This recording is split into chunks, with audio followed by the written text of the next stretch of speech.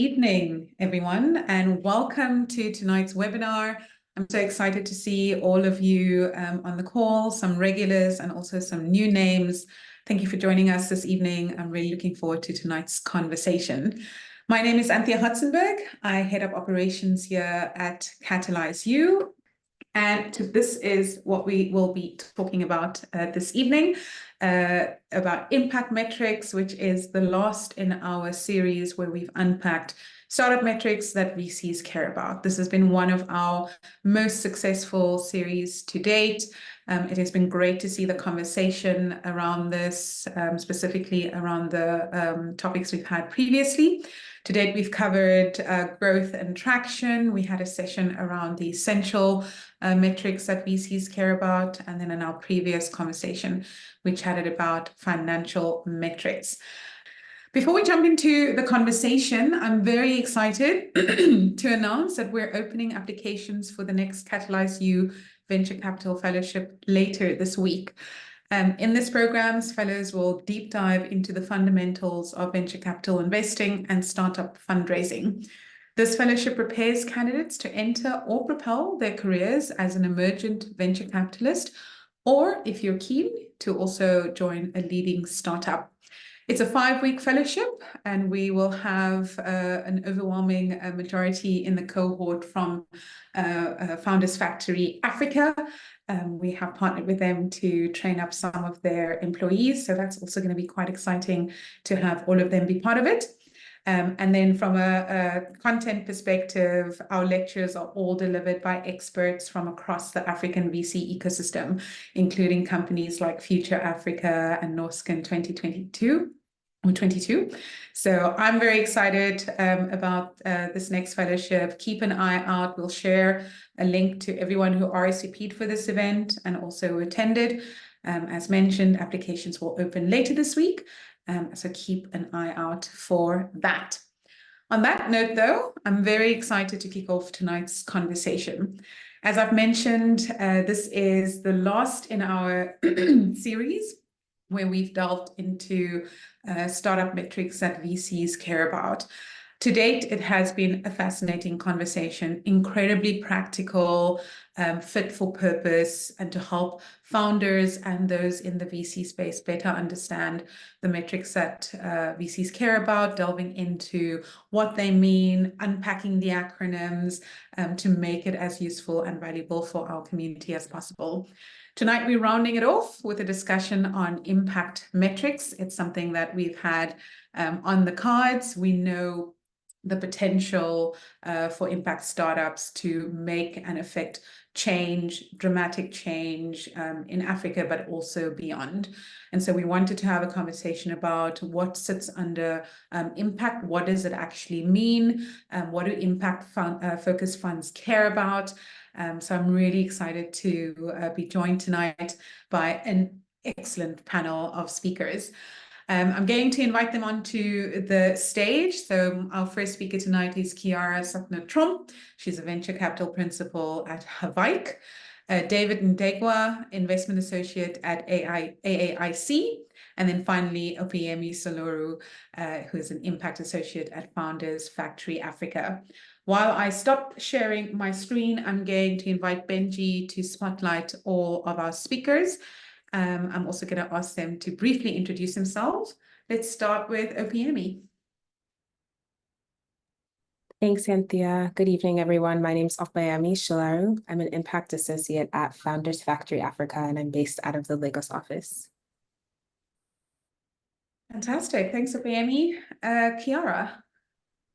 Hi, everyone. Great to be here tonight. I am, as mentioned, a principal at HAVAÍC. I have over a decade of experience in the unlisted space, and I made my way into venture capital around 6 years ago. And just a quick high-level run on HAVAÍC. So what we do, so we actively invest in early stage, high potential African enterprises that use technology to solve tangible issues. Thank you. Thanks, Kiara. David, round us off. So, Hello, everyone. My name is David. It's a pleasure to be here. I am an investment associate at AAIC. I am based in Nairobi, Kenya. I have been in this space for the last 6 years now. Just a bit about AAIC, we focus our investments mainly on the healthcare sector, venture capital investments. So anywhere ranging from 200K to a maximum of about 5 million in any opportunity. So fantastic to be here. Thanks, David. We're going to jump right in. I'm going to start with Opeyemi. The question that really sets the tone for this evening, the first one, which is, how do you define impact metrics in the context of venture capital? And can you tell us a little bit of why they are crucial for startups, especially in Africa, operating in that space? Sure. Yeah, so I think the way we think about impact, right, is that a lot of the African startups, when you think about like the solutions that they're building for, and when you think about the African market, a lot of the solutions they're building and thinking about like that, the unmet need that they're addressing, it is oftentimes inherently impactful because they're kind of driving growth, they're accelerating growth for SMEs, for individuals, et cetera. And so I think it's really, really important to kind of think about it through that lens and not necessarily think about, investing in these startups as like a dual goal of impact versus financial, but kind of thinking about them as like an intersectoral or like intertwined goal, because a lot of times if you're creating value for your customers and you're driving growth for like SMEs, you're increasing access or like improving the efficiency of their business. Yes, that will drive like commercial value for your customers and for your startup, but that's also creating value because if these businesses are not growing, if they're not accessing more markets and they're not like operating efficiently. Oh, wait, are we still there? Okay, good. Sorry. Yeah, we can hear you fine. Okay, awesome. If they're not operating efficiently, then they're probably not going to create jobs. And as we know, or as we might not know, SMEs are one of the biggest contributors to job creation in Africa. And so thinking about like B2B businesses that address them, I think it's really, really important to consider that. And so when we're thinking about like the important metrics to measure, yeah, I think that sometimes, at least with some founders, impact metrics is often very separate to like the metrics that they're measuring on like their financial performance or like their operations, et cetera. But I think from our perspective, it's really important to kind of make sure that your impact metrics are intertwined into like your business model and like the way that you're measuring already. So that's something that we really kind of like emphasize when we're working with founders, just because, again, like that value you're creating for your founders is the same as, or is intertwined with like the impact that you'll create. So I think some key areas that we often focus on as it pertains to impact is, job creation, which again is often a result of, enterprise growth, business growth, which is related to that. We look at, improved access to healthcare. We looked at climate adaptation, and then we also look at financial inclusion. So those are the key areas that we focus on. But I think ultimately, when thinking about these metrics, it's just important to identify metrics that you can kind of measure now that kind of shed light on like what the impact can look like long term. And I think we'll speak on that more later on in this call.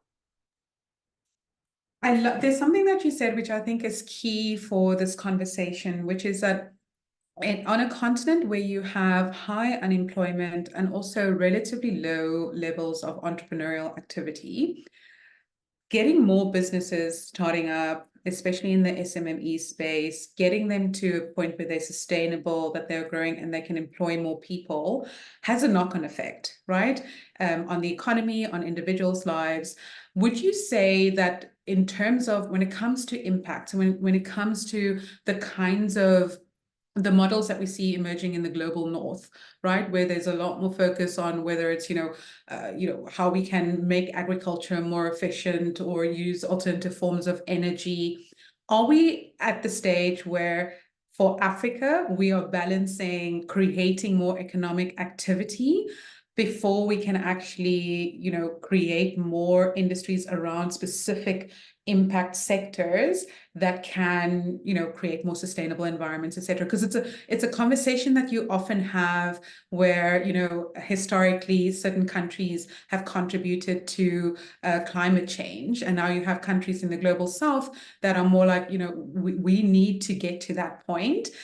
So my question is, for Africa as a continent, the focus, is it correct or the right approach to be focusing on economic activity, more entrepreneurial activity, and then when we get to that point, we can focus on, more of the other, sector transformation projects like we've seen in the global north?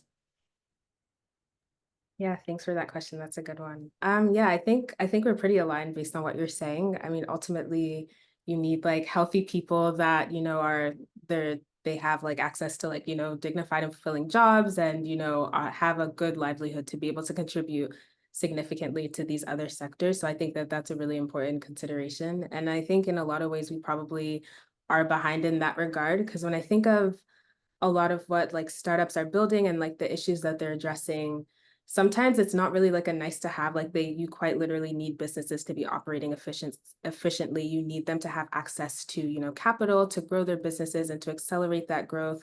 And so, yeah, I think we are pretty aligned in that we probably need to kind of nail down the economic development and ensuring that, even on like the renewable energy, like you need money, like you need like the infrastructure and like the economic development to ensure that those kinds of systems can work efficiently. So yeah, I do agree with you. Thanks, Opeyemi. I think maybe a controversial point, definitely keen to hear from people in the chat. I'm going to move on now to David. It's my first question for you, David. It's one thing for a founder to claim that their startup is impact focused. So in the broader sense of the word, creating economic opportunity, sure, we're all in the impact business. But as a VC, what are the signals that you look out for to understand whether this is truly the case? Thanks for the question, Anthea.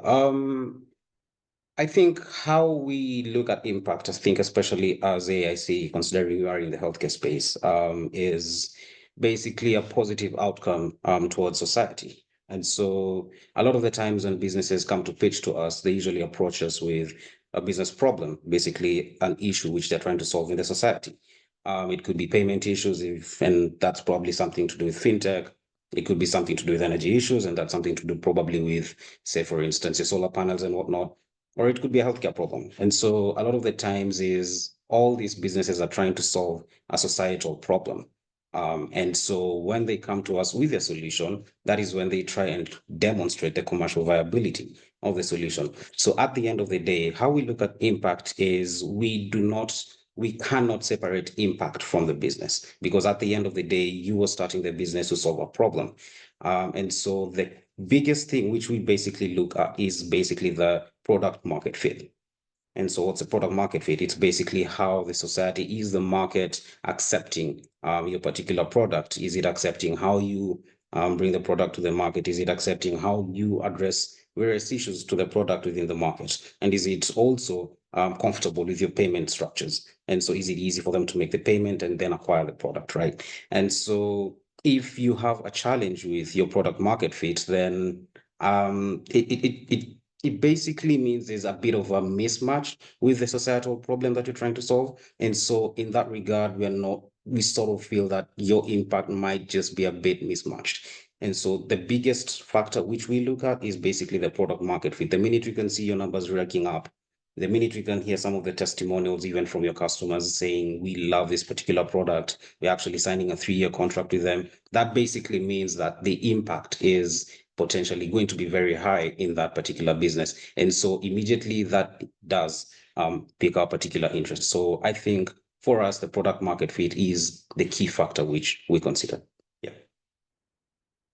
I follow up on that one. So I think the product market fit question in relation to, impact that a company has is quite interesting for 2 reasons.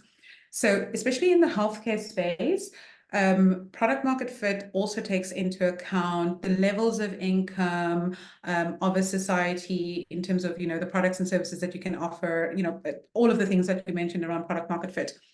But as an investor, when you are investing in a startup, you're also considering what potential returns can I have for the fund and for our investors. And something that often goes with that is scale, right? And expansion and growth.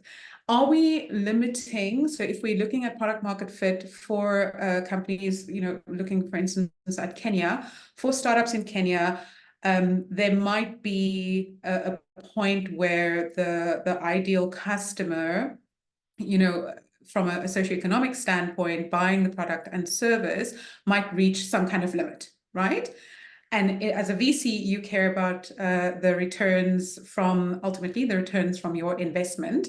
Does this in some way, so that focus on product market fit, specifically with the impact in the country or the region, limit potential impact for scale, especially globally? So are we building products, and keen to hear your view, products fit for Africa, and then not necessarily considering that global scale, because the impact here is based on what you've just mentioned? I think that's a very good question. I think when we look at impact, I think the first thing with impact is it has to be a sustainable thing. I think impact and sustainability go hand in hand. I don't really think that you can be impactful if you're not sustainable, because if you're not sustainable, that means you're going to go out there and seek additional financing in the form of either grants or whatever form of aid, right? And so for you to be an impactful business, you need to be a sustainable business. And so in that sense, once you create a sustainable business in this particular market here in Kenya, it's going to be very easy for you to go and then move to a different market and create another sustainable business, say in Nigeria, create another sustainable business, say in the UK, because you see, impact is going to be very different here in Kenya as compared to the UK.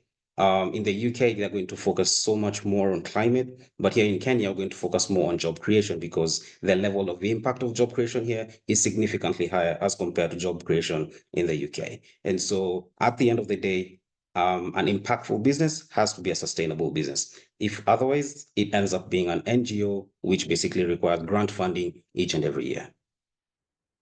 Love that. Thank you so much, David. I think that impact and sustainability goes hand in hand. That's key there. Kiara, I want to move over to you, also building on a little bit from this conversation. So my original angle for this question was trying to understand whether founders are able to balance impact and profitability. But now I wanted to say, do the founders that you work with, do they get that impact equals sustainability? Yeah, so thanks, Anthea. And I nearly jumped into that question too, because we get that a lot, founders and like in the general community, you can't be impactful whilst being profitable, or there's this fear that if you focus too much on the one, you won't get the other. And I mean, I can speak from experience, firstly at a high level perspective from our portfolios. So our dual objective is to generate at HAVAÍC sustainable and impactful business and returns, so robust financial returns, but also sustainable impact. And our commitment to this balance has actually shown very strong success. I mean, our portfolio generates annual average returns of over 30%, with triple-digit revenue growth. And I think this affirms that there is a key relationship between commercial excellence and social progress, and that it is possible to achieve both. Again, the sustainability came up in the previous question, and when we specifically speak about impactful investments, it's very much about sustainability. So, in our world, in simple terms, the ability of a business to keep going. And often that's easier said than done in very early stage businesses, but to be a sustainable business, there has to be a strong focus on sustainable unit economics, which then speaks to, a sustainable commercial business model, and the ability for that business to become profitable over time, or if not in the near term, is able to attract, further capital to become sustainable at some point. And I think importantly in this conversation, governance is often not ignored, but less of a focus is placed on it. But we see governance as incredibly important, that businesses have the right structures and processes in place, and the checks and balances that they actually require to achieve this sort of exponential growth. I can give you, we've got many examples in our portfolio. of cases where, very impactful businesses become really profitable or very scalable and sustainable. One such case would be a safe tech investment, who's not only seen over, I think, 13 times revenue over their lifespan, which has been, relatively short, but they've gone from operating in just one key region to now operating across Africa and the UK. And most importantly, from an impact lens, they've saved thousands of lives and created safe spaces for many, many people in the regions they operate in. So I think this is a clear example of why it doesn't have to be one or the other. And I think it's key to incorporate impact, not only to use it as a sort of driving force to unite and align the business and its employees, but also, as a tool to reach those sustainable levels and profitable levels in the business. I like what you said, that it's not either or. I think for a lot of founders in our community, they might come back and ask them, what do I prioritize? So if it's not either or, especially in the early stage where you guys are also funding, how do you balance that conversation of focus right now, product market fit, your actual product, lining up your customers, all of those sorts of building a great team, and then, move on? So how do you balance that conversation if it's not an either or? So I don't think it has to be everything on day one. So especially with the startups we invest in, it's baby steps to get there. You maybe start with the product market fit, and then you go slowly to say, right, to scale the business, you need to put in proper governance processes, procedures, boards, structures, etc. Like look at your business model. You may start out with one business model and realize it's not sustainable, but it got a customer through the door.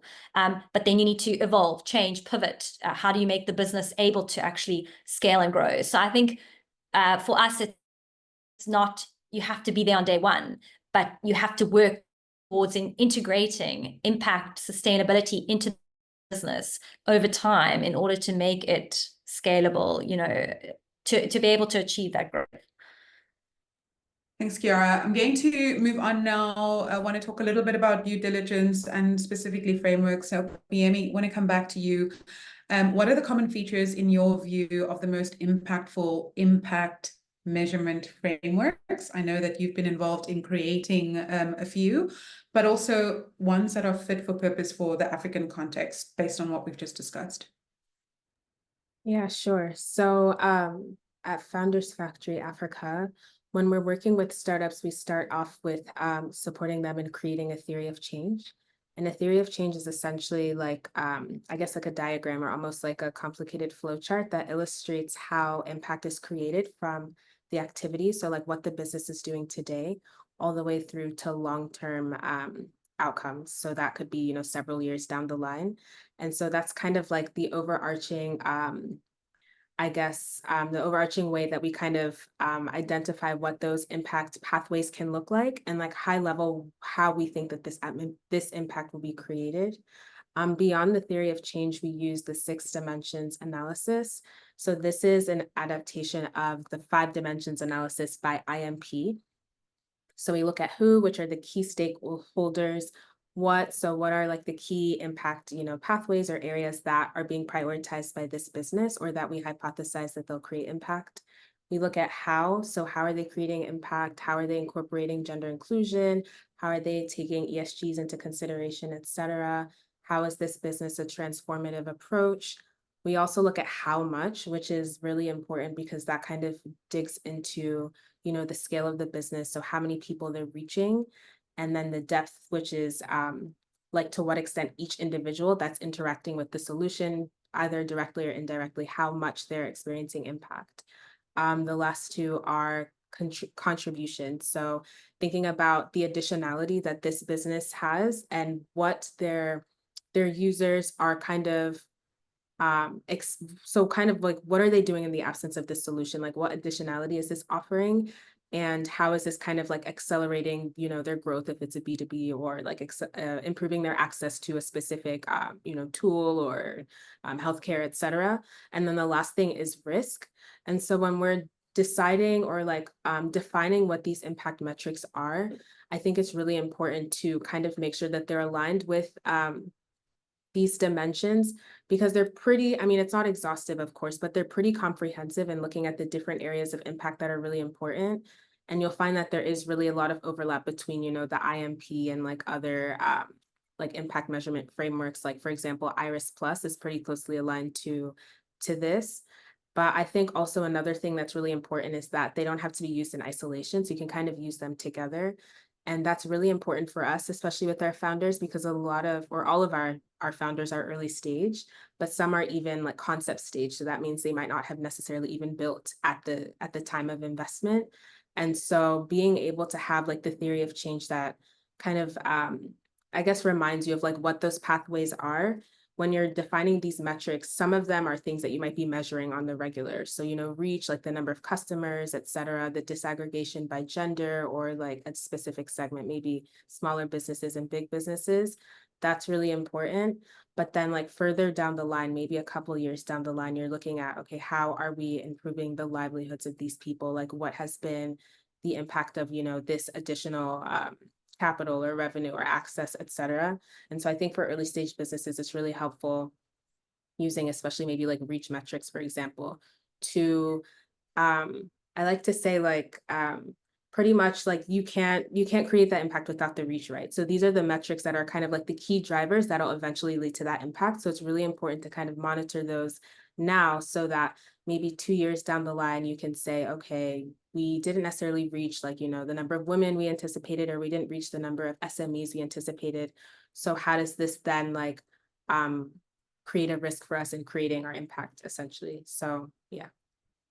Have you seen any examples that you can draw on where early stage founders are tracking their impacts using any of the frameworks that you've mentioned, and it has actually led to, you know, pivots, change in approach to business at the early stage?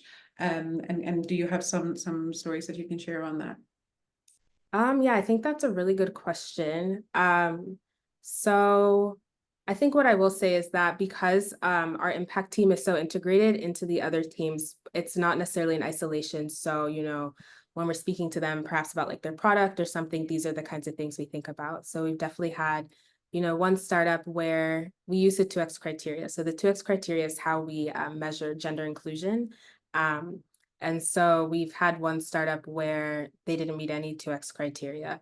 And of course, that's not like a huge red flag necessarily because it's so early on. So they still have so much time to incorporate gender, you know, into their leadership team, into their user base, et cetera. But I think that in us kind of telling them that like, okay, currently you don't meet any of the 2X criteria, and this is an area where we can support you. They started kind of placing specific attention on acquiring more women users. So this business is an auto tech business. So what they do, they're called Carbon, and they essentially have auto merchants on their platform, and they connect them with dealers to kind of make that like car buying process more efficient. And so, you know, I guess kind of thinking about the Nigerian market, like my go-to is not necessarily to see like a woman auto merchant. So you know, kind of telling them this, you bear that in mind that, okay, of course you want to be gender inclusive, but it's not always maybe realistic, I'll say.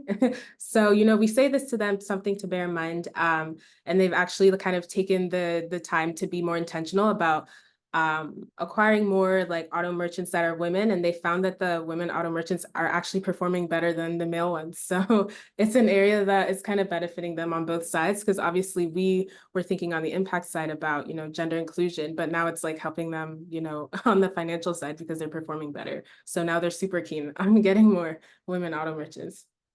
I love that. Thanks, Opeyemi. Appreciate that example as well. David, want to move on to you. You're in a different space. So you're in the health tech space.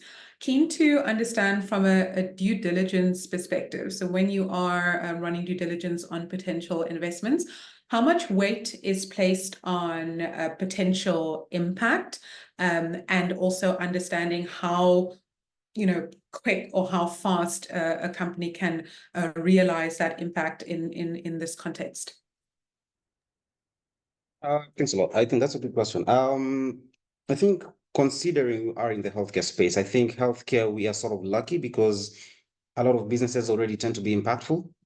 So it tends to be, I mean, at the end of the day, we want to see a patient walking unwell and, walk out when they're fully recovered. And I think that in its own way is already impact. And so I think healthcare gets a bit easy with regards to that. But I think when we look at healthcare, there's various categories at the end of it all. At AAIC, our main mandate is basically to improve the healthcare outcomes of Africans within Africa. And so how do we do that? We basically have segmented the healthcare sector into various areas. And so we have like your traditional brick and mortar healthcare facilities, your hospitals, your cancer centers and whatnot. You have your healthcare technologies. This now could be anything to do with your telemedicine companies, or it could be anything to do with AI diagnostics and whatnot.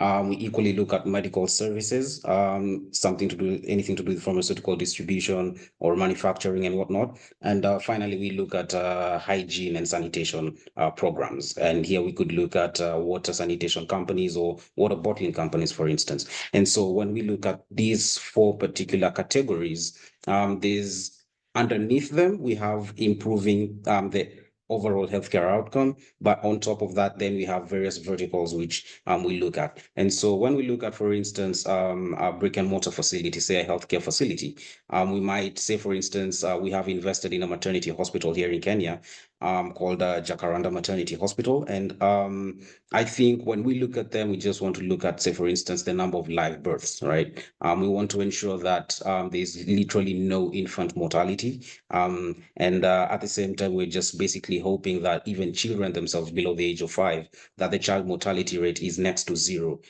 if not 0.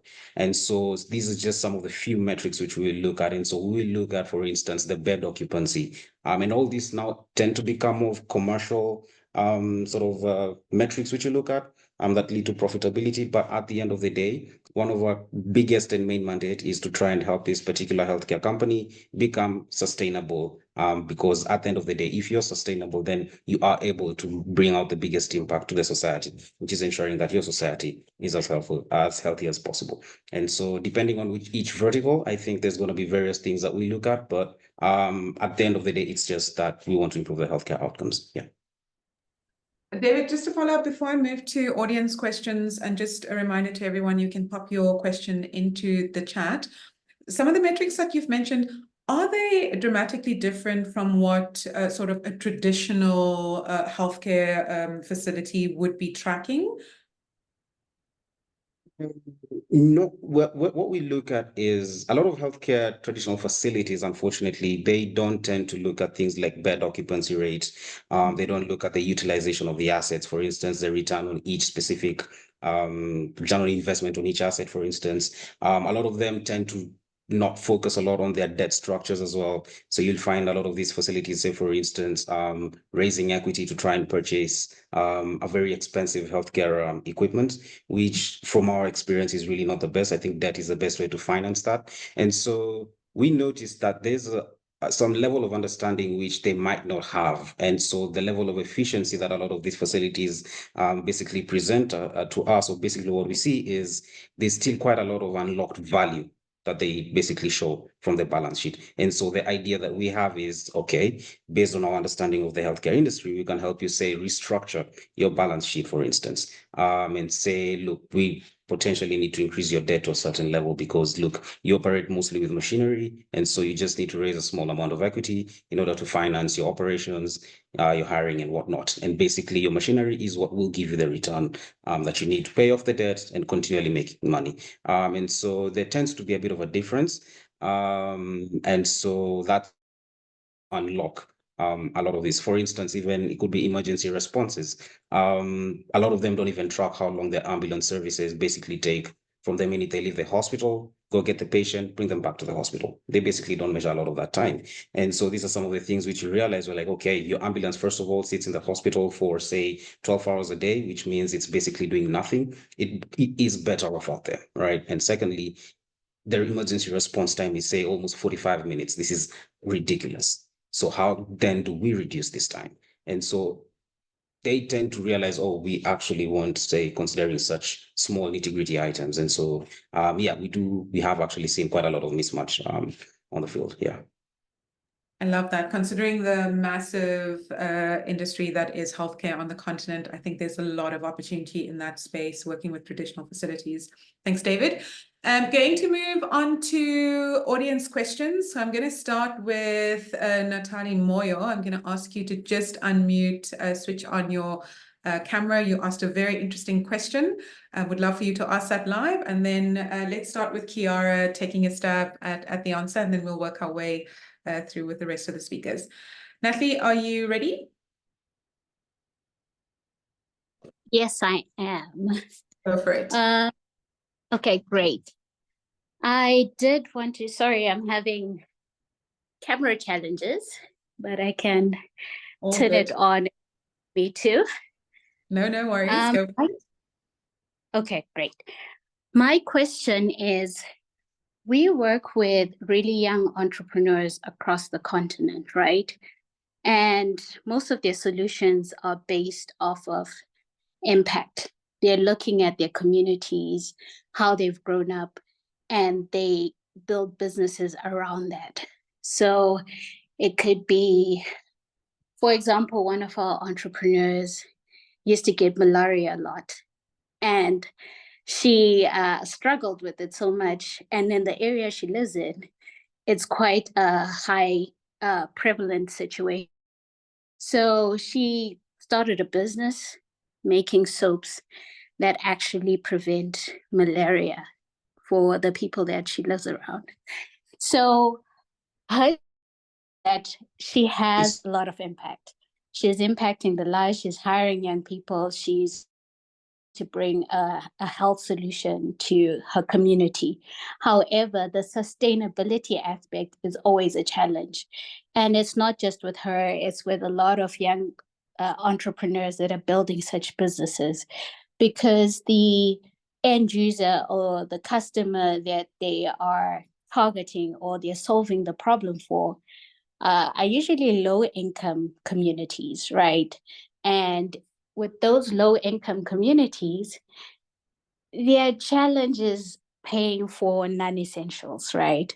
So when the economy has a downturn, if they're losing any sort of income, they stop buying the necessary solutions like that soap, and they focus on basics.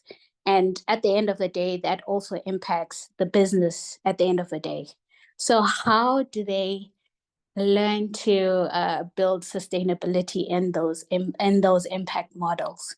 How do they get to build that sustainability for the long run? And then I had a second question, and it had to do, I hope you don't mind me asking that. The second Very question. briefly, go for it, Natalie. Great. And it was to our VC speaker, I forget his name. David. Yes. And I wanted to find out, when our young entrepreneurs or our African entrepreneurs are interfacing with VCs, what is it that they want to actually hear or see from their businesses? So they have the impact, they have the metrics, but a lot of the times they struggle to rise to the top because they don't know what they're supposed to be presenting. They don't know how to be presenting themselves. Is it a storytelling thing? Is it a the way they package their business or present it? What exactly should we be helping them bring forward when they're coming to the pitches, the presentations, whatever it may be? How can we help them, put their best foot forward? Because we want them to actually be able to scale and grow. How do we do that? Yeah. Thanks, Natalie. Two very good questions. I think let's start with the first one, which is essentially entrepreneurs building, especially for low-income communities, where there is a need, where there is a problem to solve. So there is an element of product market fit. but also a lot more susceptible to market shocks, inflation, all of those sorts of things that goes with that. So the question there is, how can those entrepreneurs build more sustainable businesses, business models to withstand those shocks? I want to check with you, Kiara. Are you comfortable jumping in here, giving your view? Yeah, it's a good question, and maybe not something that we encounter as much as maybe some of the other VCs. Our business models like is quite specific. I mean, we invest in South Africa, Kenya, Nigeria, and when we look at investments in Nigeria and Kenya, which are more B2C plays, where there's a significant population size, and the solutions generally tend to be targeted at lower income LSMs. I think what's very important there is to make sure that your scaling is as efficient as possible. So when you look at a sort of on a unit economic basis, on a sustainability basis, you know, what are you doing to lower that sort of hurdle for yourself as a business? So you can't change the end customer, and you can't change your pricing, because obviously these people are very price sensitive, you know, exposed to, as you say, economic changes, etc. So how can you control your cost base as efficiently as possible to make you absorb some of that shock? And then how are you actually able to scale in a way that is as efficient as possible? Because in these regions, it's a numbers game. You have a significant population size. So, you know, if you can cover your bases, if there is some shift, you kind of, you buffer yourself, right? And then you're obviously very lean on the cost side, then I think that can help to make your business more sustainable, even though it's difficult. Yeah. Thanks, Kiara. I think we've also seen a lot of sort of the NGOs operate in especially this space for a large part for this reason, right? Because when the entrepreneurs are arising, you have these shocks that happen, interruption to the service, the product or the service, which means that because it's essential, right? This is essentially like a life-saving healthcare. Thank you so much for your view on that. David, I want to shift over to you on the second part of Natalie's question, which is essentially around how entrepreneurs can be better at positioning, telling these stories. Where are they falling short from your experience in really getting that impact or potential impact story across to potential investors? Yeah, thanks for that. It's actually a good question. I think I would say the key area is a lot of those that I've come across tend to be very complex in how they explain their businesses. And I think what I would speak from a personal point of view is I'm looking for simplicity. Simplify for me. This is a problem. This is a solution I have. This is how I'll price it. This is how I intend to get into the market. At the end of the day, VCs, and I would say actually a majority of the VCs tend to be first profit driven and then impactful. And so I think what we would like to see as well is show us the business and commercialization element of your particular solution. I think once we get to understand a bit more of the business, how money can be made, I think then now that takes us to the next question of, okay, so what is the level of impact of this particular business? I think once we understand this is a type of business, this is how much it costs us to produce it, this is how much we're selling, this is potentially how much we're making, I think then already we are a step further. So I think that tends to, I would say, in a nutshell, that's what I would say. What we've seen a lot is sometimes businesses have answers only up to a particular point, and they're not sort of able to say answer the commercialization aspect as efficiently as possible. And so it's important, I think, to fully understand, okay, this is where the business is right now. This is where we want the business to go 5 years' time.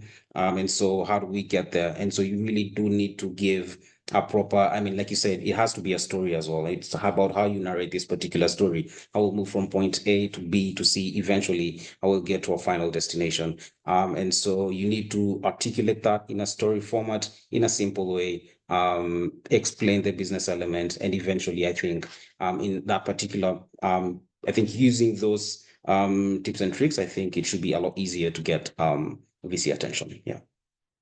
Thanks, David. I think, Natalie, I hope those answered your question. Oh, fantastic. You've already commented there. Thank you so much for the question. We are very fast running out of time. I have another audience question, which I'm going to point at Opeyemi. This one is it possible to standardize impact measurements across the portfolio? And I want to flip that. I know she's asked for some great resources. Cynthia, we're going to share all of the frameworks that Opeyemi mentioned earlier. But is it possible to standardize? And then I guess the second one from me is, how do you choose which one is more fitting for a startup?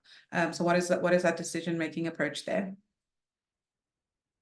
Yeah, sure. So in terms of, I guess, the metrics used at the portfolio level, of course, every business is measuring different things, but I think there's like a way to find like the commonality between them. So looking at perhaps like the number of individuals reached versus the number of businesses reached. And of course, it depends on the sector as well. So, you know, whether it's agriculture or like logistics or fintech, like they still might have that common denominator of measuring like the number of businesses that they reach. So I think in that way, it's really important because like at the startup level, it's a lot more specific. And so, yeah, there are loads of metrics to measure there, but you kind of want it to funnel in so that you can see like at the portfolio level, what impact are we creating? So yeah, I think looking at that, so like the reach in terms of depth, like a lot of businesses, again, across different sectors might have like embedded finance within. So thinking about, you know, the volume of loans that are deployed, the number of people that are receiving loans, the number of businesses that are receiving loans is also really important. But I think really ultimately it's kind of just like, because with our impact metrics, we tend to like disaggregate a lot. So we're looking at, okay, you're reaching businesses, how many of them are SMEs, how many of them are corporates, how many of them are women-owned, et cetera. So like just kind of finding a way to merge them as much as possible so that the metric is still kind of applicable to these different businesses without, I guess, like modeling like the meaning of the metric or kind of like misinforming like what outcome you're trying to communicate. In terms of tools, yes, as you said, you guys will share them after. So I think that will also be really helpful for you in terms of kind of knowing what to focus on. But yeah, I think the reach, the job creation, indirect and direct jobs, businesses, on the healthcare side, of course, maybe the number of people that are having access to healthcare. And then thinking again about like additionality, like how many people are, you know, accessing the service for the first time, perhaps, whether it's like a financial service or healthcare. I think that's another really important one. But yeah, there's so many different metrics, so it's hard to say like specifically which ones are like applicable to your portfolio, but I think that's kind of like the thinking that you can use when you're doing so.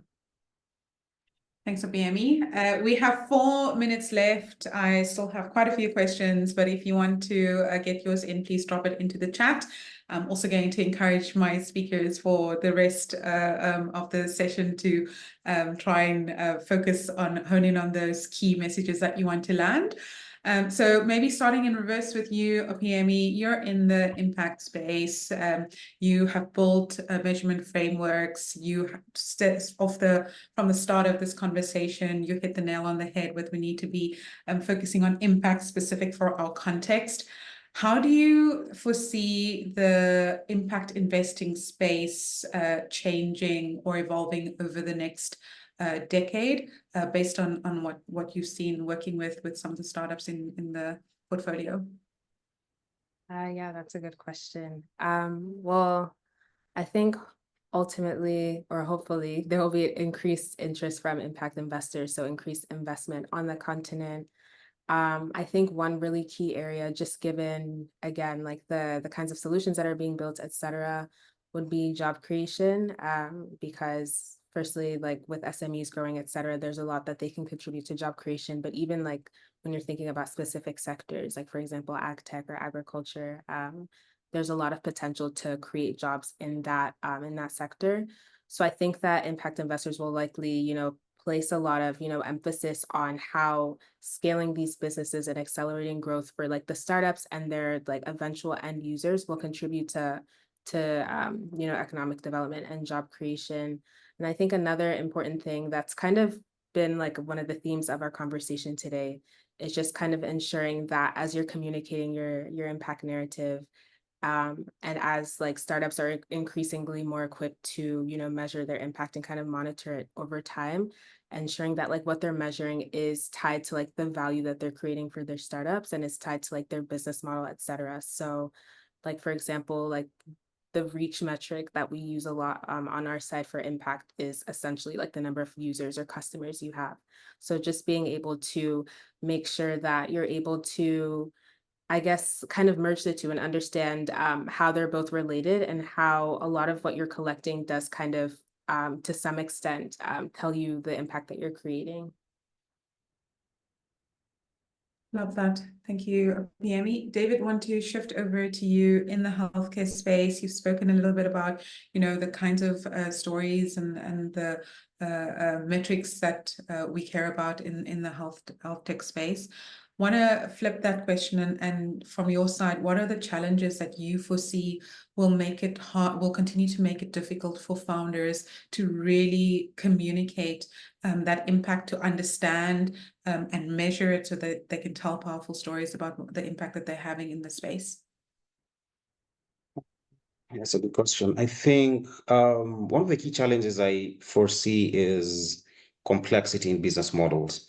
I think the more we develop, especially in terms of tech, and I'll specifically speak about the healthcare sector, we're noticing a lot more and more advanced, sort of like AI advanced platforms that are being created, things which are getting quite detailed. And even when you look at, say, for instance, how does this particular program or software or particular device help in, or rather, how does it work? You tend to come across quite a lot of technical terms. And so I think the more we progress, the more difficult it might be in terms of more complex business models, AI models, especially how AI breaks down, how it analyzes, how it basically comes up with, say, 95% accuracy. How do we get there? And so these are things which I would speak, especially as a VC investor, I've started to notice they're increasingly getting a lot more complex. And so I don't know, maybe one day I might have to just go back to school and do a bit of programming, so it's absolutely insane. But I think, especially in the tech side, that's what I sort of foresee getting a lot more difficult. So I think at the end of the day, entrepreneurs would be doing us a big, a huge favor in simplifying how the solutions work. So yeah. Thanks, David. Kiara, I want to end off with you. Also a bit of an interesting question from my side. So I think, the saying that ideas are cheap is very much what's true. And I'm sure that you've encountered some entrepreneurs with big visions and big ideas that can have grand impact on the continent. And might fall short on whether it's a complex business model, as David has said, or whatever, the market might not be ready, or whatever the case is. If you are speaking to entrepreneurs right now who have figured out, they have an idea, there is a market for it, they want to start building, they want to have impact, what is the advice that you give to these entrepreneurs to actually get started, get into building a sustainable business and having that impact? What advice would you leave with them? It's a great question, and it's a loaded one because there's a lot there. So I think, the key points from my end would be around not fighting the impact element, like integrating that into your business as much as possible, to drive a more efficient business over time. So, if you found a product, you found the product market fit, there's a problem that you need to solve, then I think focusing on the key principles of I guess, impact, incorporating that into your business, all the frameworks that have been discussed, that can really help the business actually grow and prosper, versus seeing it as a sort of separate standalone thing that needs to be reported on along with this and that and that, So I think, that would be my advice, because it's difficult. And one last comment, like, the entrepreneurial journey is hard. There'll be many ups and downs, not only for the founders, but for the guys along the journey with you, your employees, the people who supported you from the beginning. And I think having a sort of common driving force that's beyond just money, because in the end, we've seen that money is not going to be the ultimate thing to drive you in those really, really tough times. It's going to be something bigger. Right. And that impact focus and that impact vision is that something bigger. And I think that can really help drive businesses to continue when the times get tough, because they always do in startup world. I could not have said that better myself. I love that. I think that as a last takeaway here around building in that impact into your business from the start, it is absolutely, you know, purpose-driven companies have more engaged employees and definitely can also help with attracting great talent to help build your business. Thank you so much. This has been by far my favorite conversation of all of the metrics conversations we've had to date. I've come in with one idea around how we wanted to tackle the conversation. This is why we do these things. We bring in experts who have real experience working with entrepreneurs, working with startups, trying to create impact that is context specific. So I want to thank all of my speakers this evening for sharing so liberally with us and with the audience. From here on in, I'm going to make sure that we get a list of all of those frameworks that Opeyemi mentioned. We're going to be making a beautiful graphic with some of the key insights, and we'll share this with all of you, those who attended and those who RSVP'd. But from my side, thank you very much. We're over time a little bit, but I hope you've enjoyed the conversation as much as I have. And then personally, thank you to all of our speakers for joining us this evening. We'll see you on the next one. Thanks, everyone.